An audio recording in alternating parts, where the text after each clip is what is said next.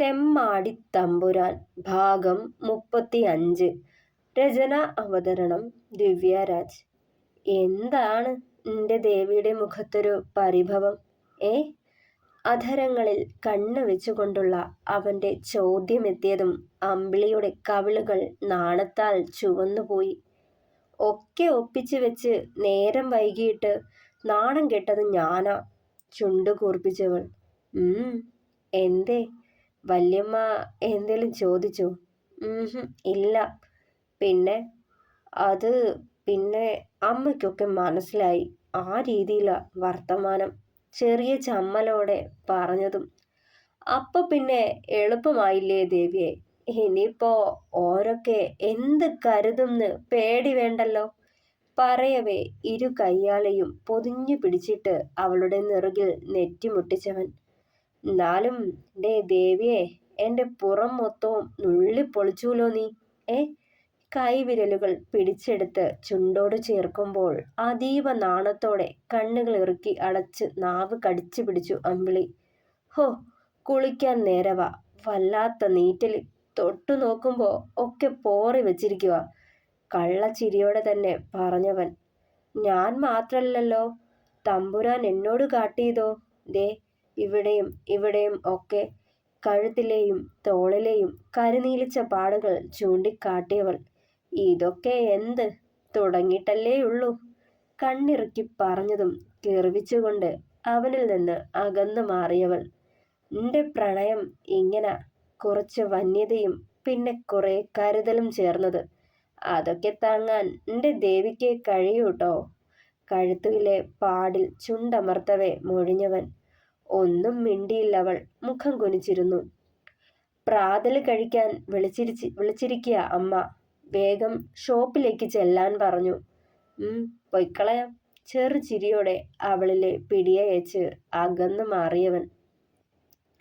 Light വെയിറ്റായൊരു സാരിയും എടുത്ത് നെറുകിൽ സിന്ദൂരവും വച്ച് വിടർന്ന നെറ്റിയിൽ കുഞ്ഞൊരു പൊട്ടും വെച്ച് നിന്നതും രുധിനും അവിടേക്കെത്തി. ഒരു കരിനീല കളർ ഷർട്ടും സ്വർണ്ണക്കരയുള്ള മുണ്ടുമായിരുന്നു അവൻ്റെ വേഷം. മുൻപും പലതവണ ഈ വേഷത്തിൽ കണ്ടിട്ടുള്ളതാണ്. അന്നൊക്കെ കണ്ണെടുക്കാതെ നോക്കി നിന്നിട്ടുണ്ട് ഈ തമ്പുരാനെ. ഈ വസ്ത്രത്തിൽ ആളെ കാണാൻ വല്ലാത്ത ചേലാണ് ഓർത്തവൾ. താഴേക്ക് ചെല്ലുമ്പോൾ 2 പൊതികളിൽ അവർക്കുള്ള ചോറുമായി സുഭദ്ര തമ്പ്രാട്ടി അവിടേക്ക് എത്തിയിരുന്നു. ഉച്ചയ്ക്ക് തിരക്കാണേൽ കഴിക്കാതെ ഇരിക്കണ്ട രണ്ടാളും. ഇത് വെച്ചോളൂ.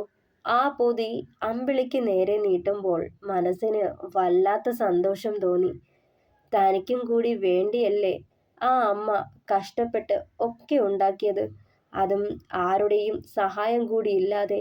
നന്ദിയോടെ അവരെ നോക്കിയവൾ. ഉണ്ണിക്കുട്ടാ. സ്ലീവും മടക്കി അവിടേക്ക് വന്ന് നിന്നവനെ തന്നെ നോക്കിയവർ.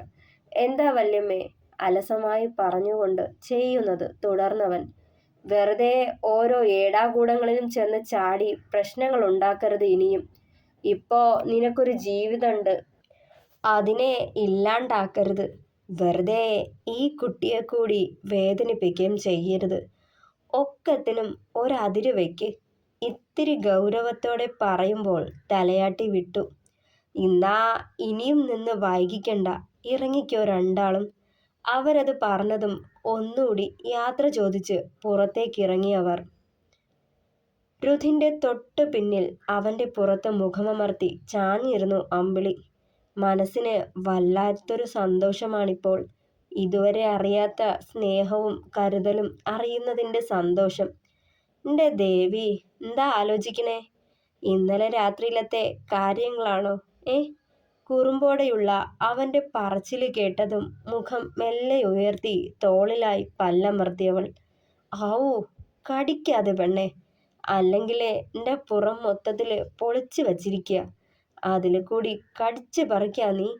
അപ്പോ എൻ്റെ തമ്പുരാൻ ഇന്നലെ കാട്ടിക്കൂട്ടിയതോ? ചിരിയമർത്തി ചോദിച്ചതും, അത് പിന്നെ കൈവിട്ട് പോയില്ലേ എൻ്റെ ദേവി. അങ്ങനെ പറ്റിപ്പോയതാ. എന്നാലും ഇത് കുറച്ച് കൂടുതലാ. വല്ലാണ്ടങ്ങ് നോവിക്കുക. അവൻ്റെ പ്രവൃത്തികൾ ആസ്വദിച്ചെങ്കിലും പറഞ്ഞവൾ. ക്ഷമിച്ചേക്ക് പെണ്ണെ, പറഞ്ഞില്ലേ ആദ്യമായോണ്ട് തിടുക്കവും ആവേശവും കുറച്ചധികമായിപ്പോയേ. സാരല്ല, ഇനി വേദനിപ്പിക്കില്ല. വയറിൽ ചുറ്റിയ അവളുടെ കയ്യിൽ കൈചേർത്ത് വെച്ചവൻ. നിക്കിഷ്ട തമ്പുരാൻ നൽകുന്ന ആ നോവ് പോലും. വശ്യമായ പുഞ്ചിരിയോടെ പറഞ്ഞതും ചെരിഞ്ഞൊന്ന് നോക്കിയവൻ. അവൻ കാണാതിരിക്കാൻ പിന്നിലേക്ക് നീങ്ങി മുഖം മറച്ചിരുന്നവൾ. അത് നാരായണീയത്തിലെ ചെക്കനല്ലേ കൃഷ്ണേട്ടാ? പിന്നില് ആ അശോകന്റെ മോളും.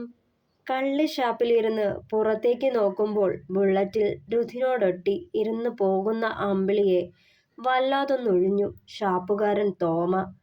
കൃഷ്ണൻ പോലീസിന്റെ വലങ്കൈ. അതിനൊന്ന് ഇരുത്തി മൂളിയയാൾ. ഈ പെണ്ണിനെ മുമ്പ് നിങ്ങള് നോട്ടമിട്ടതല്ലേ? എന്നിട്ട് ഒന്നും ആയില്ലേ?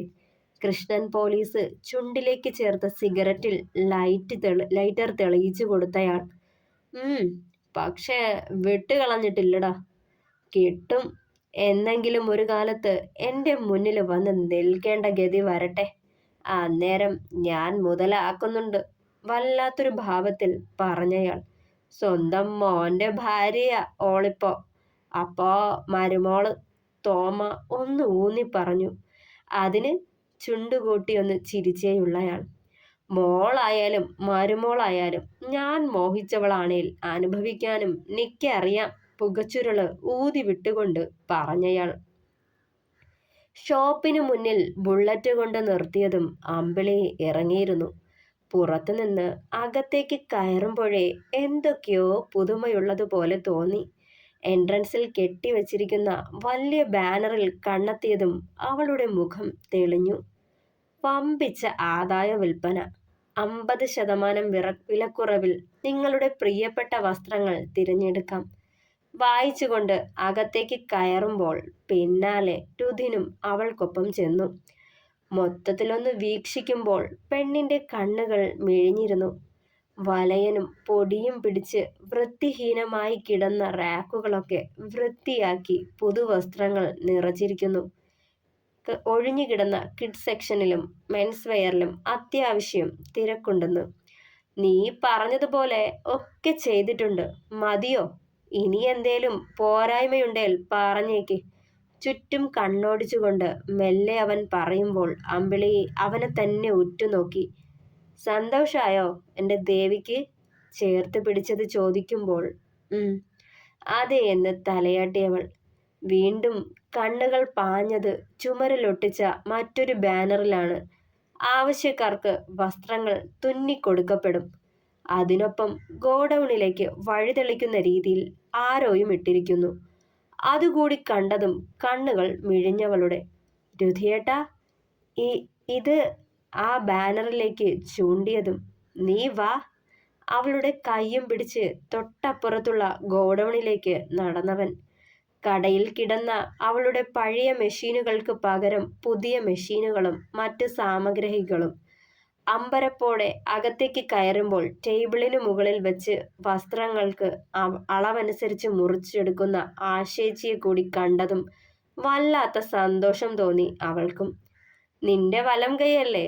ഇനി ഞാൻ കാരണം അവരുടെ ജോലി പോവണ്ടാന്ന് കരുതി ഇവിടേക്ക് കൂട്ടി. തിങ്കളാഴ്ച മുതൽ ഒരാളൂടി വരൂട്ടോ അമ്പിളി. രുധിൻ പറഞ്ഞുകൊണ്ടിരിക്കെ അച്ചു അവിടേക്ക് കയറി വന്നു. അതാരാ? നെറ്റി ചുളിച്ചതും. അതിവൻ കെട്ടാൻ പോണ കുട്ടിയാ. ഓൾക്കും അത്യാവശ്യം തയ്യലൊക്കെ അറിയാന്ന്. അതിനെ കൂടി കൂട്ടാം. ഇപ്പോ ഈ ഒരാഴ്ച കൊണ്ട് തന്നെ നല്ല ഓർഡറുകൾ കുറേ കിട്ടി. നിന്റെ ആശേച്ചി തന്നെ പറഞ്ഞതേ, ഒരാളെ കൂടി വേണം, എന്നാലേ സമയത്തിന് പണി തീർക്കാൻ പറ്റുള്ളൂന്ന്. അപ്പോഴാ ഇവന്റെ പെണ്ണിന്റെ കാര്യം ഇവൻ പറയുന്നത്. ചിരിയോടെ പറഞ്ഞു രുധിൻ. ആശേച്ചി സുഖല്ലേ? നിറഞ്ഞ ചിരിയോടെ ആശയോടെ ചോദിച്ചവൾ. സുഖം മോളെ, നിനക്കോ? അവരുടെ മുഖത്തും നിറഞ്ഞ സംതൃപ്തി അവൾ കണ്ടു. സുഖായിരിക്കുന്നു. അതെ അമ്പിളി, നീയൊന്ന് വന്നേ. വേറെ ചിലതുകൂടി പറയാനുണ്ടെനിക്ക്. അവളെയും കൊണ്ട് ഓഫീസിലേക്ക് നടന്നു രുധിൻ. റൂമിൽ കയറി വാതിലടച്ചതും കള്ളച്ചിരിയോടെ അവളെ ചേർത്ത് പിടിച്ചവൻ. നിറഞ്ഞ ചിരിയോടെ, ഉള്ളു നിറഞ്ഞ സന്തോഷത്തോടെ അവൻ്റെ കവിളുകളിൽ കൈചേർത്ത് വെച്ചു അമ്പിളി. വലിയൊരു സർപ്രൈസ് ആണല്ലോ എൻ്റെ തമ്പുരാൻ എനിക്ക് വേണ്ടി കരുതിയേ. ആ കണ്ണുകളിലേക്ക് നോക്കവേ അമ്പിളിയുടെ കണ്ണുകൾ എന്തിനോ നിറഞ്ഞു. എൻ്റെ ദേവി, എപ്പോഴും ഇതുമാതിരി സന്തോഷമായിട്ടിരിക്കണം കേട്ടോ. അതിനു വേണ്ടിയാ ഒക്കെ. നിനക്കിപ്പോൾ ഇതൊക്കെയല്ലേ ചെയ്യാൻ പറ്റൂ. നിറകിൽ തലോടിക്കൊണ്ട് പറഞ്ഞതും വീണ്ടും വീണ്ടും തോൽപ്പിക്കുകയാണല്ലോ എൻ്റെ തമ്പുരാൻ എന്നെ. പ്രണയം നിറഞ്ഞു അവളുടെ മനസ്സിലും കണ്ണുകളിലും. ഓ, തോൽപ്പിക്കണത് ഇന്നയല്ലേ എൻ്റെ ദേവിയെ. ഏ ഇങ്ങനെ ഒത്തിരി സ്നേഹിച്ചും ഇണങ്ങിയും പിണങ്ങിയും ഒക്കെ, ചിരിയോടെ പറഞ്ഞവൻ. അവൻ്റെ നെറുകിലും ഇരു കവിളുകളിലും എണ്ണമറ്റ ചുംബനങ്ങൾ നൽകിയവൾ. പിന്നെ ഞാൻ ഇറങ്ങാം. ഇനിയും നിന്നാലേ വേറെ പലതും തോന്നും. ഒന്നാമതേ രാവിലത്തേതിൻ്റെ ക്ഷീണം മാറിയിട്ടില്ല എൻ്റെ ദേവിക്ക്. വീണ്ടും മീശയൊന്ന് കടിച്ചു പിടിച്ച് അവളിലേക്ക് മുഖമടുപ്പിച്ചതും, ചീ ഈ തമ്പുരാൻ, ഇതേ വീടല്ല ഓഫീസാ. അവനെ തള്ളി മാറ്റിയവൾ. എൻ്റെ ഷോപ്പിൽ, എൻ്റെ ഓഫീസ്, എൻ്റെ പെണ്ണ്, ഞാൻ ആരെ പേടിക്കണം? കടുപ്പത്തിൽ ചോദിച്ചതും, രുധി, ഡാ വാതിൽ തുറക്കടാ. രാമുവിൻ്റെ വിളി കേട്ടു. പെട്ടെന്ന് അവളിൽ നിന്ന് അകന്നു മാറിക്കൊണ്ട് ചെന്ന് വാതിൽ തുറന്നു രുധിൻ. ഇരുത്തിയൊന്ന് മൂളിക്കൊണ്ട് അവനെ അടിമുടി നോക്കി രാമു. ആകെ പരിഭ്രമിച്ചു നിൽക്കണ അമ്പിളിയെയും ഒരു വട്ടം ഒന്ന് നോക്കി. എടാ, ഞാനിന്ന് ഉച്ചയ്ക്ക് ശേഷം ലീവ് എടുക്കുക. അച്ഛനെയും കൊണ്ട് ഹോസ്പിറ്റലിൽ പോവണം തഞ്ചത്തിൽ പറഞ്ഞതും. 2 ദിവസം മുന്നേയും നീ ലീവ് പറഞ്ഞു പോയില്ലേ? ഇങ്ങനെയാണേൽ നിന്നെ ഇവിടെന്ന് പറഞ്ഞു വിടേണ്ടി വരുവേ രാമു, താക്കീതോടെ പറഞ്ഞതും. അച്ഛൻ്റെ കാര്യല്ലേടാ, യാചന പോലെ പറഞ്ഞവൻ. ഇതങ്ങ് സ്ഥിരമാക്കണ്ട. ഓ, വാതിലടച്ചേക്ക്. ഞാനായിട്ട് സ്വർഗത്തിലെ കട്ടുറുമ്പാവണില്ലേ? ആക്കിയ ചിരിയോടെ പറഞ്ഞിട്ട് വാതിലടയ്ക്കുമ്പോൾ അമ്പിളിയെ ഒന്നൊഴിഞ്ഞു നോക്കിയവൻ. വാതിലടച്ച് തിരിയുമ്പോൾ ചിരിയോടിരുന്ന രാമുവിൻ്റെ മുഖം ഇരുണ്ടു കയറി. അയാളെ ഇവിടെ അപ്പോയിൻമെന്റ് ചെയ്തോ? നെറ്റി ചുളിച്ചുകൊണ്ട് ചോദിച്ചതും, എന്തേ? അതും വേണ്ടായിരുന്നു. അയാള് അത്ര നല്ലതല്ലാന്നല്ലേ പറഞ്ഞ്. എന്നിട്ടും ഉള്ളിലെ ആധി മുഖത്ത് തെളിഞ്ഞവളുടെ. ഓ എൻ്റെ പെണ്ണെ, അവനത്ര കുഴപ്പക്കാരനൊന്നുമല്ല. ദേ, ഇവിടുത്തെ മെൻസ് വെയർ സെക്ഷനിൽ സെയിൽസ്മാനായിട്ടാ ഓൻ്റെ പോസ്റ്റ്. ആർക്കും ശല്യം ഉണ്ടാക്കാതെ കൂടിക്കോളാന്ന് പറഞ്ഞോണ്ടാ ഓനെ കൂടി ഇവിടെ നിർത്തണത്. ഓനോടി ഉള്ളത് നല്ലതാടി പെണ്ണെ, ഒരാവശ്യത്തിന് ഉണ്ടാവും. അലസമായി പറഞ്ഞുകൊണ്ട് പുറത്തേക്ക് ഇറങ്ങി രുധിൻ.